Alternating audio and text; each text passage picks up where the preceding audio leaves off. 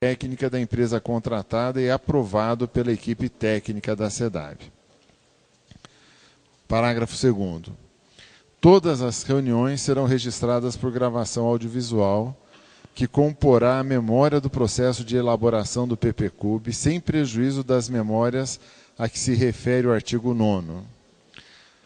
Artigo 3º. Integrará a mesa o coordenador do evento, representantes das equipes técnicas da SEDAB e da empresa contratada, um mediador do debate e um relator, o qual será designado no início dos trabalhos. Compete à coordenação da mesa dirimir as dúvidas e os questionamentos dos participantes, bem como garantir o adequado desenvolvimento dos trabalhos, podendo, para tanto, solicitar auxílio aos demais integrantes da mesa, bem como da equipe técnica de apoio. Artigo 4º. A leitura do presente regulamento será efetuada pela coordenação ou por integrante da mesa designada para este fim.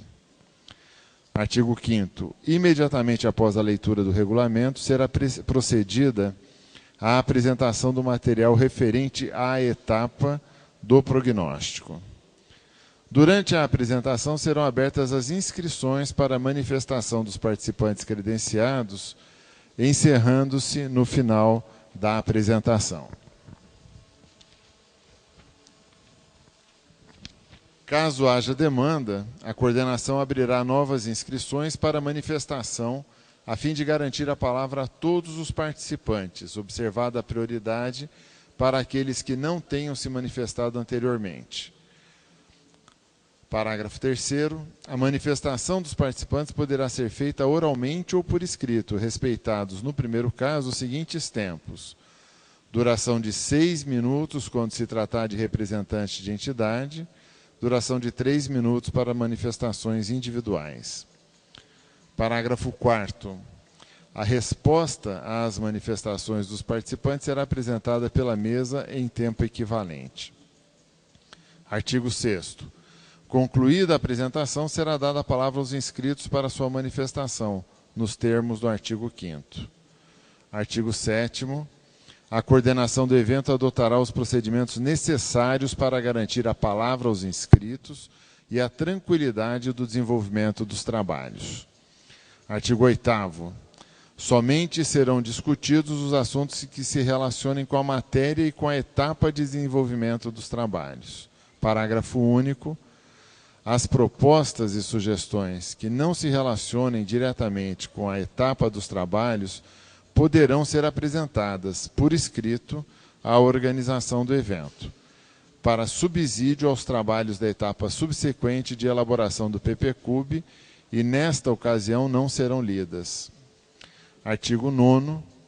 As memórias e as degravações das reuniões plenárias desta etapa do prognóstico serão disponibilizadas, respectivamente, em até 10 e 30 dias no site da SEDAP e na internet, acompanhadas das listas de presença. Parágrafo único.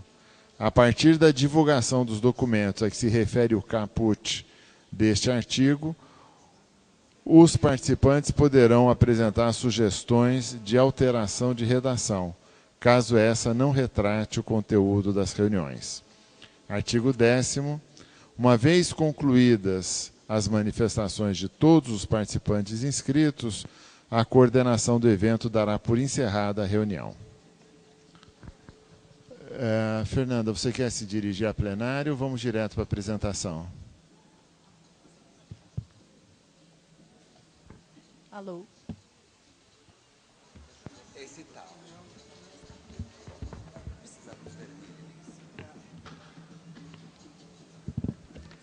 Só dar uma boa noite a todos, e tendo em vista que o secretário adjunto já fez uma apresentação do trabalho, do que é o instrumento do PPCub, e tendo em vista também que o objetivo maior de hoje é recolher de vocês, moradores da Candangolândia, o que vocês esperam do plano, enquanto melhoria da cidade. Então, nós vamos fazer uma apresentação para que a gente tenha mais tempo para poder ouvi-los depois dessa primeira introdução do pessoal da empresa que vem elaborando o plano. Então, vou passar a palavra para eles iniciarem a apresentação. Obrigada. Obrigado, Fernanda. Nós vamos então começar ouvindo o Rafael Rosa, começando a exposição da etapa de prognóstico. Alô. Boa noite a todos. Eu gostaria de agradecer a presença também de todos para a gente iniciar, né, essa etapa de prognóstico do plano de preservação. Na verdade, o que a gente gostaria de apresentar nesse primeiro momento, antes das proposições propriamente ditas, né, é um pouco do método, da metodologia que vai se aplicar ao trabalho, né, ao longo, né, dessa fase. Né, ou seja, né, na verdade, e debater essas proposições com cada uma dessas regiões.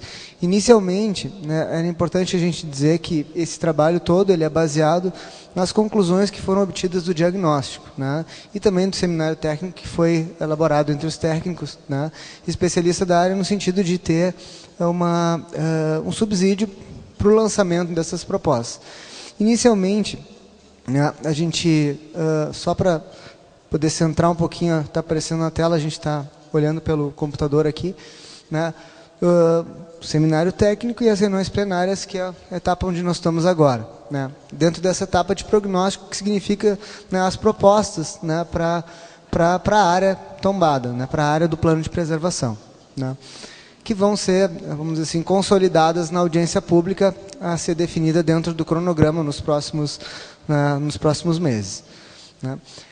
Eu gostaria de, inicialmente, só colocar a importância de se trabalhar com a ideia de níveis de preservação. Né? Isso é uma questão importante assim, da gente esclarecer nesse momento, né? Porque hoje, o que a gente tem? Hoje nós temos toda a área tombada, né, sendo protegida dentro do mesmo nível de preservação. Ou seja, né, todas as áreas dentro da poligonal tombada, escrita como Patrimônio da Humanidade, estão sob o mesmo nível de preservação. E não necessariamente isso precisa ser assim. Né? Tanto é que as áreas têm características diferentes dentro dentro da área tombada. Né? E isso, como consequência, tem sim, né, o problema das descaracterizações, né, o que acontece. Né? Então, não se tem hoje uma norma clara, né, quais são os princípios que se tem que preservar dentro da área tombada. Isso é uma das justificativas, né, de se trabalhar com níveis diferenciados. Isso não é só, né, em função do plano, mas em função da portaria do IPHAN, né, dos sítios históricos, né, dos sítios, né, tombados, né, em nível federal. Se tem a normativa, a partir da portaria 299, de se trabalhar com níveis diferenciados, né, ou seja, né, com áreas com proteções diferenciadas dentro da área tombada, né, para que isso seja, de fato, um plano de preservação. Né? E para isso existem algumas técnicas, algumas estratégias de levantamento desses dados, né? Ou seja, os inventários, né, os inventários de bens, no sentido da gente poder identificar quais são os atributos de cada uma área, os atributos urbanísticos de cada uma dessas áreas, né, que tem características diferentes dentro dessa área toda tombada. Né? Então, esse é um mapa que ilustra, né, hoje, né, toda essa área que está sobre, né, a proteção da portaria 314, ou seja, essa área em amarelo é toda a área tombada.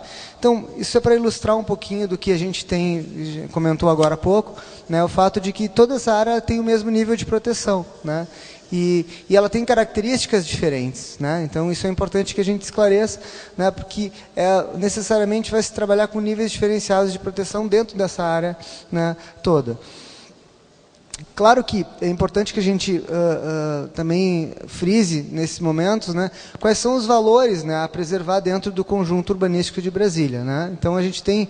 Isso já foi, vamos dizer assim, já foi apresentado desde lá nos primeiros encontros, no informativo e também nas reuniões do diagnóstico. Né? Então, esses valores, né, eles pertencem à concepção urbanística, né, e precisam ser preservados, assim como os atributos físicos que definem esses valores.